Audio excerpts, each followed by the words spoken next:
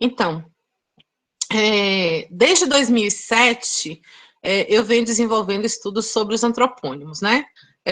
Para quem nunca ouviu essa palavra, é bom explicar. Antropônimos, né? Vem do grego anthropos, que significa homem, né? Ônimo, nome, né? Então, eu tenho o estudo dos nomes de pessoas. Então, antropônimo é tudo aquilo que se refere a nome de pessoa. Então, o prenome, o sobrenome, o apelido, o agnome, né? São tipos de antropônimos. Mais especificamente, eu tenho me dedicado ao estudo dos prenomes. Por que o estudo dos prenomes? É muito conhecido de nós brasileiros que a nossa antroponímia é muito inovadora, né? Se comparado, por exemplo, a Portugal ou outros países de língua portuguesa, a antroponímia brasileira é muito inovadora, no sentido de que a gente agrega novos nomes todos os dias ao nosso sistema antroponímico, né?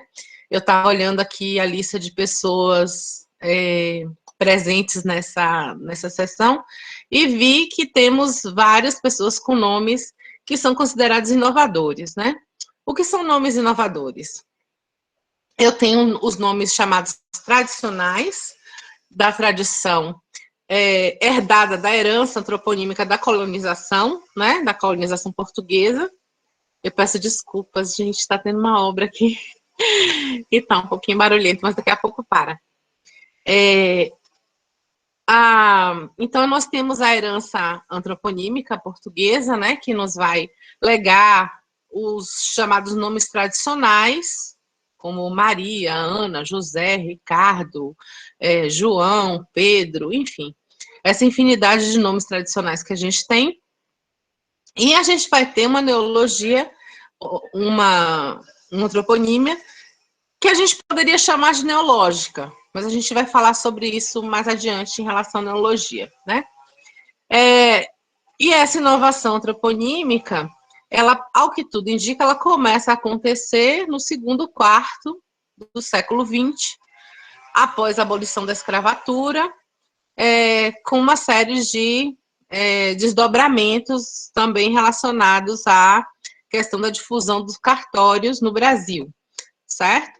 Então, a partir de 1930, por exemplo, o IBGE, não sei se vocês sabem, mas o IBGE lançou, a partir de do censo de 2010, uma plataforma chamada Nomes no Brasil, onde disponibiliza cerca de 130 mil nomes em uso no Brasil. Bom, vocês podem pensar, 130 mil nomes em uso no Brasil é muita coisa. Bom, se vocês pensarem só nas grafias variadas da palavra, do nome Stephanie, né? Stephanie pode começar com I, com E, com S, né? Pode ter 2 T's, 2 N's, I, Y, enfim, F, PH, enfim, as possibilidades são várias. Eu acredito que a gente tenha, no mínimo, umas 50 variantes gráficas de Stephanie. E o IBGE ele não faz essa distinção, então, para ele, cada variante gráfica é um nome diferente. Então, esses 130 mil não é um número que a gente possa considerar como verdadeiro, né? Em termos de antroponímia brasileira. Mas o fato é que nesse site a gente consegue coletar, né, os nomes em uso no Brasil, e daí estamos elaborando um dicionário, né, que depois eu posso mostrar para vocês. Algum problema?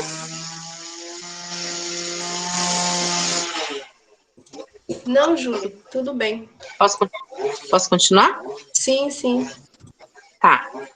Então, esse site do IBGE, ele nos dá essa possibilidade e a gente consegue localizar esses nomes inovadores. E esses nomes inovadores geralmente começam a datar de 1930, 1940, com ápice de uso nas décadas de 60 e 70, certo? São os períodos de inovação mais destacados no Brasil.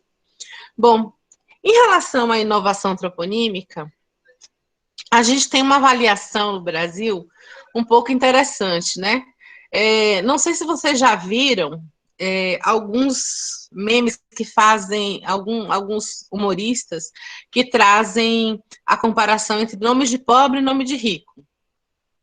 Isso acontece com bastante... Eu já achei pelo menos uns 10 vídeos em que acontece isso, né? E sempre a referência ao nome de pobre é uma referência ao nome inovador. Então, Cat Ellen, Josie Clayson, né? Então, Rosiberto, enfim, eles sempre usam como se fosse nome de pobre um nome inovador e nome de rico um nome tradicional, né? Um Pedro, um Marcos, um Vinícius, enfim. E essa comparação passa por uma leitura, né, que o brasileiro tem de que a inovação antroponímica ela acontece nas classes sociais menos privilegiadas. Então, eu trago para vocês uma prova disso, que é uma pessoa que postou na internet uma avaliação que ele fez sobre um post sobre nomes inovadores, né? Ele diz o seguinte: o nome é a relação mais íntima que a pessoa tem com a sua cultura. Como a história e cultura do Brasil vem sendo sistematicamente destruídas desde 1889, agora, olha que interessante o marco, né? 1889, ou seja, a cultura estava associada ao período escravista, né? Monárquico e etc. As pessoas com menos instrução, pobres, perdem a conexão com o espírito nacional, ou seja, os ricos mantêm, né? E tentam se conectar com os nomes dos rostos de celebridades, nas capas das revistas e com as culturas de fora. Daí advêm os Michaels, as Dianes e, mais recentemente, Enzos e Valentinas. A gente sabe que Enzo e Valentina foram os nomes mais usados, né, nos 2 últimos anos. Como se colocar um nome desses fazer do seu filho mais italiano e menos brasileiro? O pobre no Brasil dorme e sonha dentro da própria bolha, com uma realidade fictícia. No Brasil não existe mais nação, somos apenas grupos humanos que falam a mesma língua. Então veja que interessante como, aí nesse caso ele não está falando especificamente dos nomes criados, né? Ele está falando da importação de nomes estrangeiros. Mas que também está associada a classes menos favorecidas economicamente. É estatístico que isso acontece, de fato. Mas a gente sabe muito bem que Enzo e Valentina hoje em dia está, eu acho que em todas as classes sociais, assim como Mike e Daiane, né? Enfim. No caso dos nomes estrangeiros, isso é menos marcado do ponto de vista socioeconômico do que no caso dos nomes inovadores. E aí, gente, eu trago para vocês, do site do IBGE, um quadro que mostra estatisticamente os nomes mais frequentes por década. E aqui são os nomes femininos, né? Eu tenho Maria, em todas as décadas, Maria continua sendo o nome mais usado no Brasil, sobretudo porque Maria também se comporta como nome de composição, né? Com um segundo prenome, em coordenação, então Maria Socorro, Maria das Dores, Maria de Lourdes, Maria da Conceição, Maria Helena, enfim.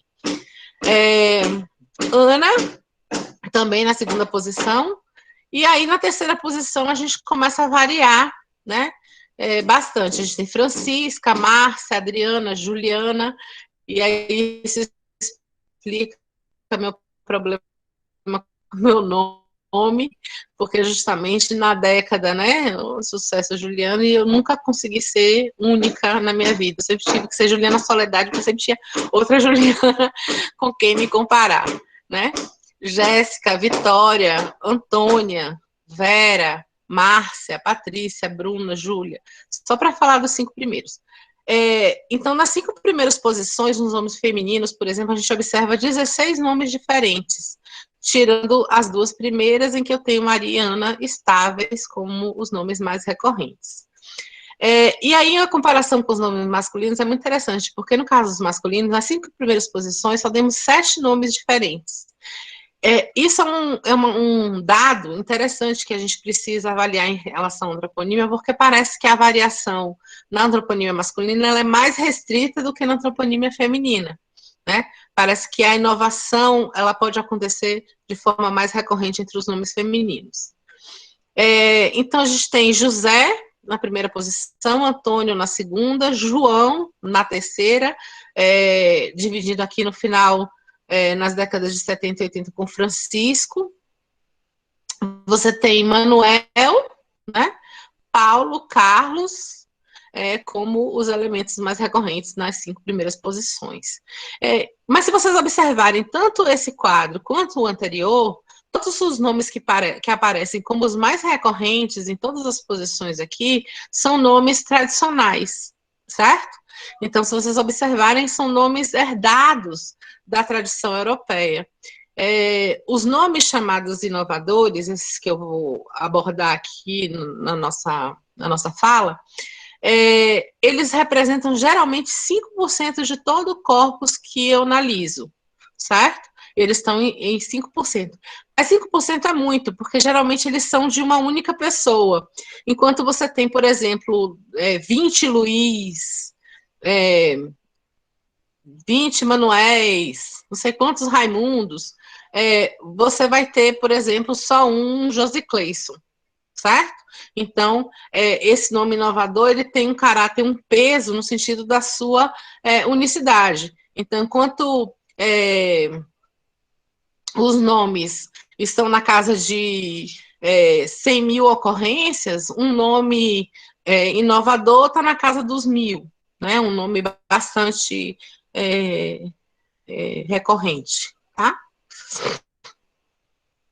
Bom, como é que isso passou a me interessar? No projeto Todos os Nomes, a gente primeiro se deu conta dessas coisas que a gente chama estapafúrdias, né?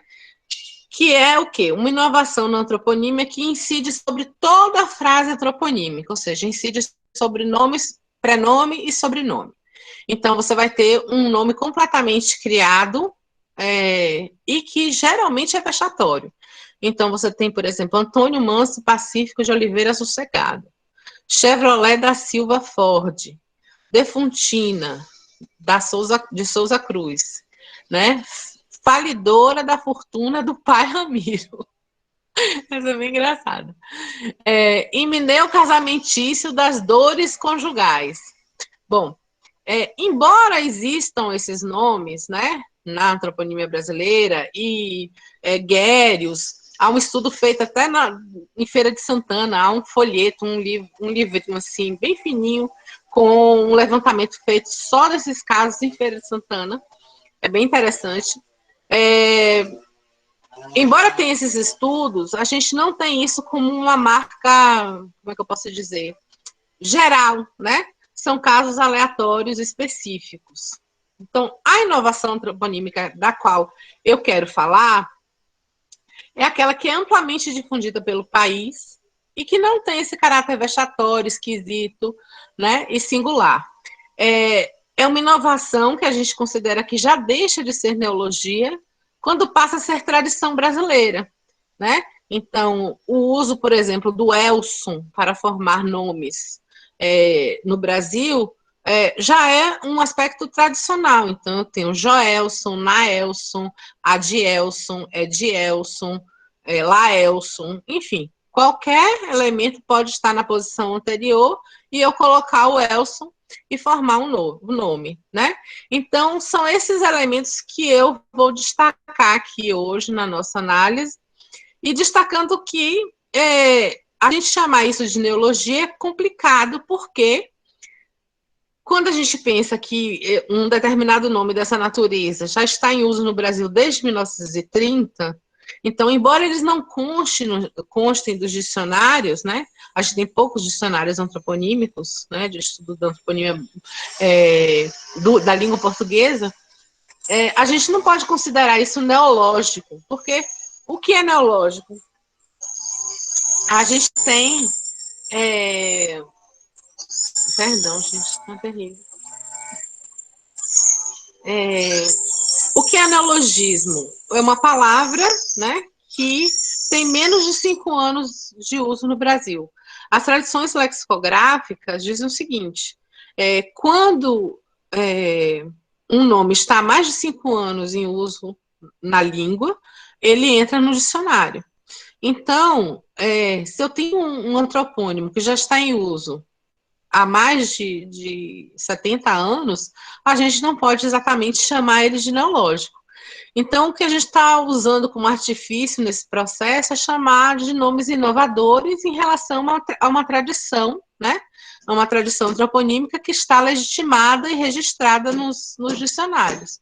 Mas essa inovação, esses brasileirismos, né, que a gente está chamando, esses antropônimos, eles muitas vezes são parte da tradição brasileira, certo? Bom, em 2011, eu orientei o trabalho de Letícia Rodrigues, que era sobre a formação desses antropônimos inovadores no Brasil a partir de formativos germânicos. Por que isso? Quando eu estava orientando os trabalhos lá em 2007, no projeto Todos os Nomes, eu reparei que, em grande parte, muitos deles ocorriam esses elementos tipo Aldo, Berto, Adal, Ed, né? Que são elementos que vêm de nomes germânicos que tinham uma certa recorrência no Brasil, nomes tradicionais recorrentes. Então, por exemplo, de Adalberto, Roberto, que são nomes tradicionais, o brasileiro percebeu essa recorrência do Berto, destacou esse Berto e criou José Berto, por exemplo. Então, eu percebi que isso acontecia e propus à Letícia que ela realizasse um trabalho sobre esse fenômeno. A gente ela estudou o corpus do vestibular de 2005 da UFBA, e ela encontrou uma série de ocorrências desses nomes, né? E aí foi bastante interessante a gente perceber que não só os formativos germânicos foram emprestados, como o processo. Por quê? Qual era o processo de formação dos antropônimos germânicos? Eles pegavam 2 nomes do léxico comum, então eu tenho aqui Atal e Edel, né? Que deu Edel, e Fried, para dar Adalfredo. Então, Edel significa nobre e Fried significa paz. Então, eu pego 2 nomes do léxico comum e crio, né, um nome cujo significado, esse significado é depreendido por nascentes, não significa que ele existisse de fato, né? Adalfredo. Então, a ideia é propor que a criança que nasce naquele momento, receba do nome as propriedades dos nomes comuns que eu quero atribuir, ainda que metaforicamente ou metonimicamente, certo? É como se eu, por exemplo, quando eu coloco o nome da minha filha Brisa, né, eu estou atribuindo a ela, estou querendo atribuir para ela algum caráter, né, algum aspecto da caracterização do que eu entendo que seja brisa, então, seja leveza, suavidade, né, isso daí passa pela minha intenção ao atribuir esse nome, certo? Então, mas esse sistema, ele era bastante recorrente no sistema germânico, então ele tinha, geralmente, ele era bitemático, ou seja, escolhia 2 temas do léxico comum para compor um nome próprio, né? Então, eu tenho aqui Adalberto, eu tenho novamente o Adal, que significa nobre, mais Berto, que significa brilhante. Então, guerreiro brilhante. Arnaldo, que seria águia, mais Aud, ou Vald, que seria forte e potente, certo? Então, o que a gente percebeu? Que o falante de português brasileiro, ao receber esse sistema antroponímico germânico, que é bastante recorrente nos usos do Brasil, não sei se vocês sabem, mas Guilherme, Ricardo, enfim, uma infinidade de nomes masculinos, né, tem a origem germânica. Então, ao perceber que esses elementos eram recorrentes, o brasileiro começou a tirar, né, esses elementos para formar novos nomes no Brasil. E seguindo o padrão também biformativo, ou seja, tomando duas partes, né, de nomes, seja fundindo o nome do pai com o nome da mãe, o nome da tia com o nome da avó, pegando dois pedaços de nome, ou pegando essas forminhas, esses pedacinhos que são recorrentes para formar nomes próprios, certo? Então, surge daí o que eu chamo de hipótese biformativa dos brasileirismos antroponímicos. O que é essa hipótese? Né? Eu parto, então, da ideia de que os nomes se formam geralmente de dois elementos que se fundem, certo?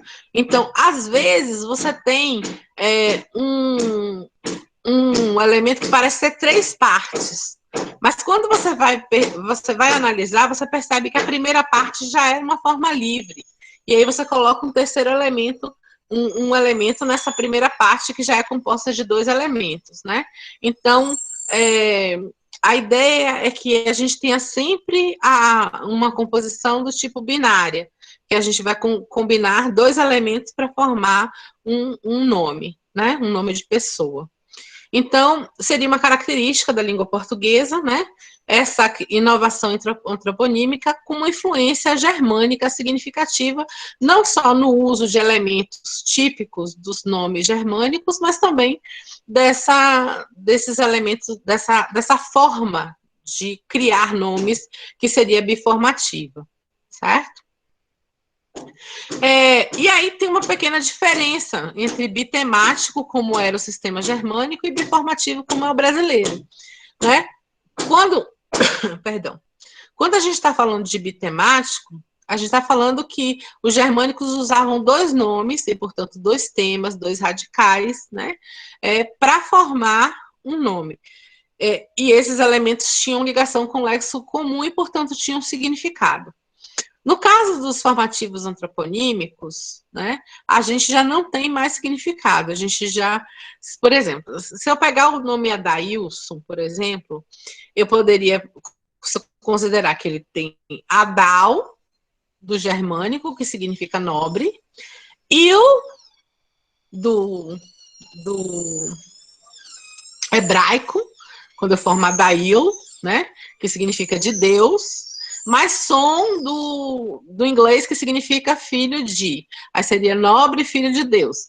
Isso seria completamente absurdo a gente propor esse significado, porque a pessoa, quando cria esse nome, ela não está fazendo esse processo aí, porque os elementos formativos de nomes antroponímicos, eles só têm como carga semântica serem formadores de nomes próprios, né? Então, assim, a contraparte da forma, a contraparte semântica, é uma informação de natureza categorial, que diz que aquele elemento formativo é de natureza gramatical e serve para formar nomes próprios. Então, ele não tem nenhum tipo de formação de significado lexical, né? Então, por exemplo, eu formo Genilson, eu tenho duas formas presas aí, então não são formas livres na língua, embora Ilson possa acontecer, né? Mas como um tipo de hipocorístico de Wilson, talvez. E a gente tem, né, duas formas que se prendem aí para formar um nome próprio. Em alguns casos, o que você pode informar, além de ser formador de nome próprio, é o gênero. Geralmente, o gênero vai a cargo do elemento da margem direita, ou seja, o elemento, segundo elemento, que geralmente informa o gênero do nome. A gente sabe que os nomes em som são masculinos, os em Ana são femininos e etc.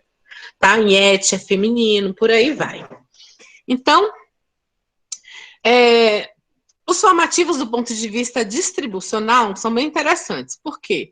O que a gente observou ao longo dos nossos estudos é que a maior parte dos formativos, eles têm uma distribuição estável, ou seja, ou eles ocupam a margem direita dos prenomes, ou eles ocupam a margem esquerda.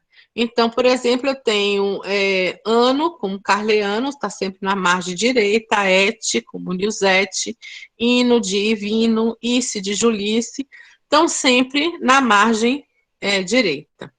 A margem esquerda, geralmente esses elementos não têm informação de natureza de gênero, né?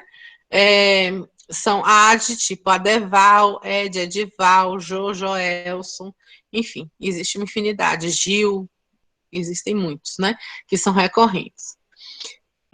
Mas existem alguns casos em que esses elementos podem não ter uma posição fixa. É o caso de Hilde, que ocorre em Hildete e em Roquildes. Mir, que ocorre em Miralva e Josemir. O Ivan, que ocorre em Vanilda e Ronivan, né? Então, esses elementos podem acontecer tanto na margem direita quanto na margem esquerda.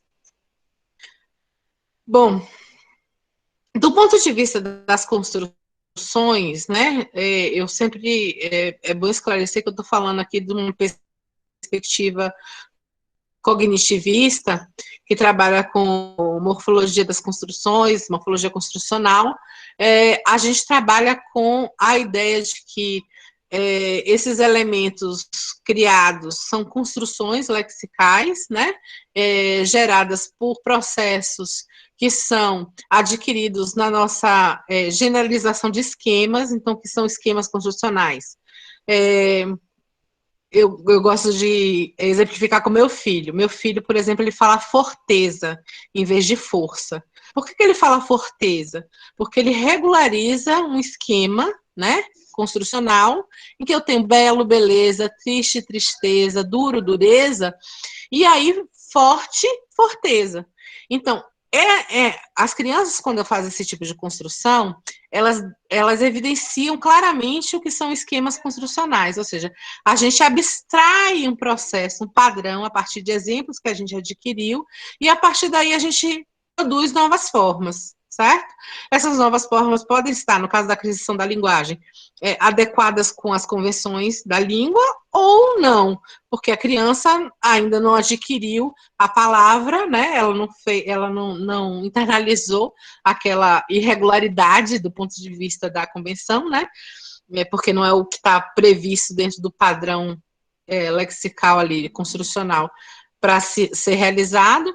E isso acontece com os verbos, por exemplo, comi, né? Do verbo comer, perdi, perder, beber, bebi, fazer, fazia, né? Então, assim, essa capacidade de abstrair, né, regras a partir de formas já utilizadas na língua, regras morfológicas, né, padrões morfológicos, é a nossa capacidade de esquematizar a língua para produzir novas formas. E é isso que permite também, do ponto de vista da antroponímia, que a gente crie novos nomes a partir desses padrões que já existem, né, a partir de nomes criados. Então, você tem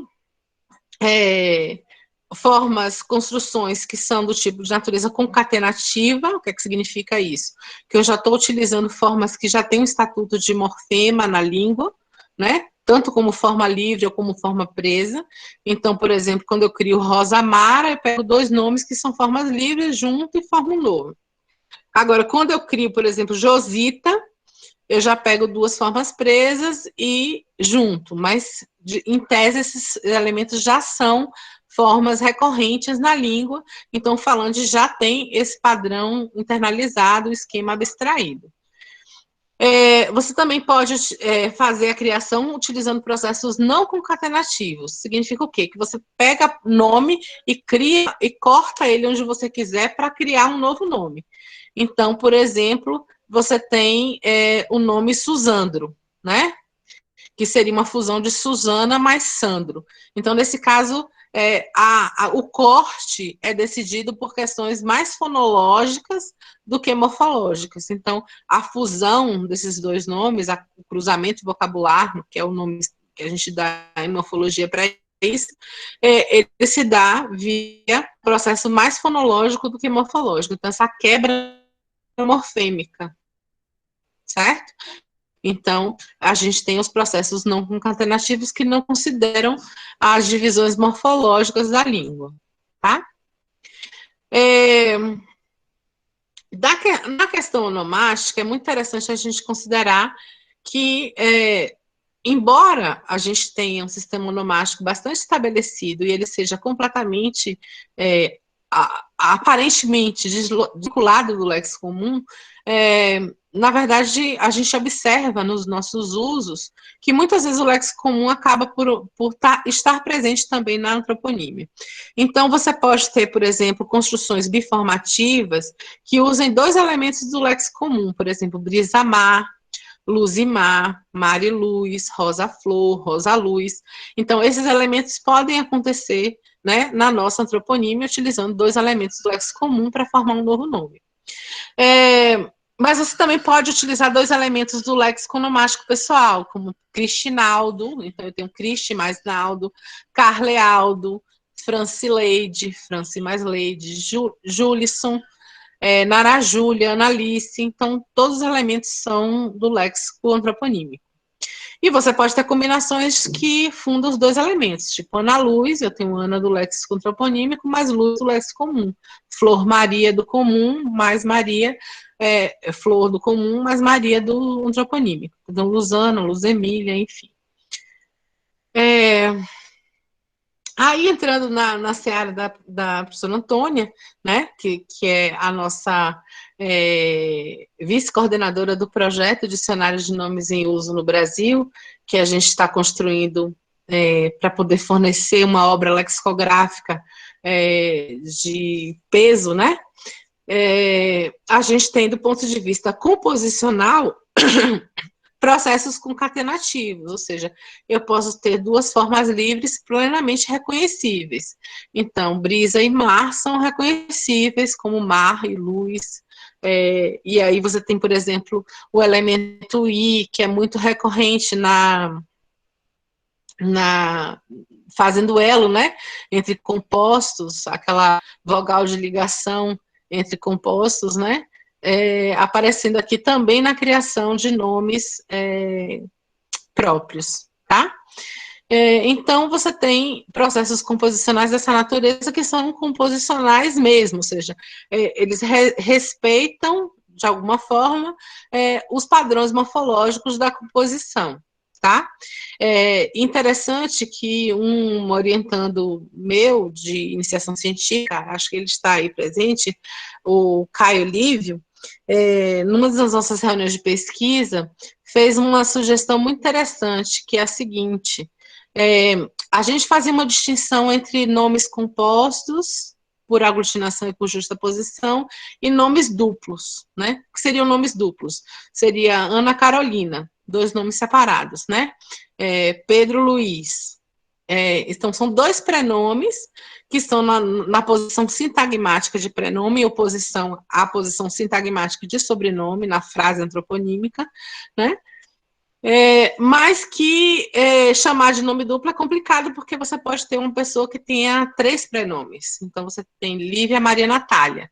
E aí você tem três prenomes, você chama isso de nome duplo, fica esquisito. E Caio Lívio fez a proposta de a gente chamar nomes compostos coordenados, para diferenciar desses nomes compostos justapostos e aglutinados. E eu gostei muito dessa proposta, então é uma coisa a se pensar sobre essas reflexões aí, porque a antroponímia ainda está em construção, a questão do pensamento dos processos de formação de antroponímia ainda são muito incipientes. A gente está construindo esse referencial teórico ainda, né? Eu estou jogando essa ideia para a Antônia já pensar aí e me dizer se concorda, né? Bom, gente, eu estou sem saber as horas. Se vocês não me falarem, eu fico aqui falando. Juliana, Ah, então você tem pouquinho tempo, porque já ultrapassou, na verdade, o tempo. Tá, então eu vou terminar aqui, rapidinho. Eu me empolgo, né? Natural, estão todos apaixonados por sua apresentação. O chat aqui tá bombando. Eu não tô vendo nada, tô pra ver. Então, eu vou passar rapidinho aqui, só para concluir, né? Mostrar para vocês o seguinte: existem vários processos não concatenativos que formam nomes próprios. Então, a gente tem o cruzamento vocabular, então eu posso criar dois nomes fundindo criar um nome a partir da fusão de 2 outros nomes. Isso é bastante comum na nossa antroponímia, fazendo uma homenagem a parentes, né? Uma das coisas muito interessantes em relação a esse processo é que, por exemplo, uma pessoa chamada Jessicleide, 2 pessoas chamadas Jessicleide podem vir de nomes diferentes. Eu tenho, por exemplo, um relato de uma moça que se chama Jessicleide, da fusão do nome da irmã com da mãe, Jéssica mais Cleide, e outra que se chama Jessicleide, porque o nome do pai é Jessé e da mãe é Maricleide, ou seja, o nome da mãe já era um nome inovador, e aí cria Jessicleide. Então, assim, um cruzamento vocabular nem sempre, embora o produto seja o mesmo, nem sempre as fontes serão as mesmas. É bem interessante esse processo, né? A gente tem de natureza afixal, com, por exemplo, sufixos tipo ana, et, ilda, ildo, som, van, né, que são bastante produtivos na língua portuguesa. A gente tem formativos da margem esquerda que eu não gosto de chamar nem de sufixo nem de prefixo por conta da questão terminológica, né? Então a gente tem o ad, ed, jó, val, van. Você tem os splinters. O que são os splinters? São quebras não morfêmicas, então quebra a palavra num determinado processo, num determinado parte, e isso passa a funcionar recorrentemente. Um exemplo disso é France, tirado do nome Francisco. France é um dos elementos mais recorrentes, Francisco, Francisca, né? É um dos elementos mais recorrentes na formação dos antropônimos no Brasil. Então, tem France, muitos elementos com France. É o caso de Elson e Wilson também, tirados de nomes como Nelson e Nilson, certo? E aqui vocês podem ver a tomada, o Splinterson, né? Cleverson, Daverson, Demerson, Dejanderson, Stefferson, Jamerson, Geanderson, enfim, o Everson. Depois Tom tem que explicar o nome dele. Então a gente tem, nesse caso aqui também, o Elson, né? E Wilson também, como Splinters, formando. E você tem aquela questão do ser ou não ser biformativo, porque se eu boto ad, eu já tenho Nailson, mas Nailson já é formado de Nail, Na, mais Ilson. Então, esse que seria triformativo, ele na verdade é biformativo, porque eu tenho ad mais Nailson, né? Todos esses já têm recorrência no português. Aí tem outros processos, como hipocorização, que são as reduções, né? Que formam novas palavras.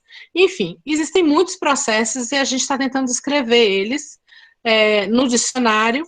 E só para finalizar, eu vou mostrar aqui, deixa eu ver se eu consigo mudar.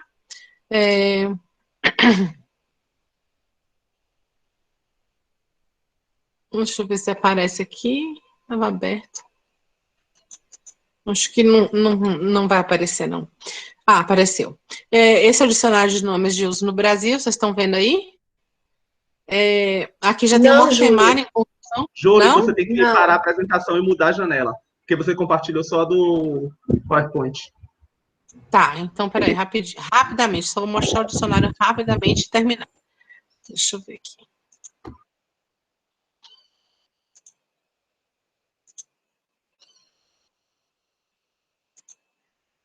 Conseguem ver agora o morfemário? Consigo. Sim. Então, esse é o dicionário de nomes em uso no Brasil, de nomes no Brasil, né? Que está em construção.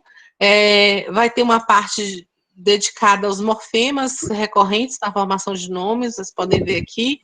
Ainda não está pronto, né? São quase 100 formativos desses mais recorrentes. Mas, por exemplo, eu pego o France e mostro os nomes tradicionais que existem, Francisco, Francisca, Francélia, e depois eu vou mostrar os nomes brasileiros, Franceilma, Franciane, Franciela, Franciele, Francília, e masculinos aqui, Franciélio, Francílio, Francinaldo, Francinei, Francivaldo, enfim. Todos os que estão em azul já estão cadastrados no nosso dicionário, que está aqui na página. O dicionário ainda não está aberto ao público, nós não estamos divulgando ainda, porque ainda faltam muitos nomes, como vocês podem ver, a letra A já tem 1635, mas na letra V ainda não tem, enfim. Quando a gente tiver todas as letras conhecidas, a gente vai divulgar. E é isso, gente, que eu tinha para falar para vocês. Aguardo as perguntas ao final. Obrigada.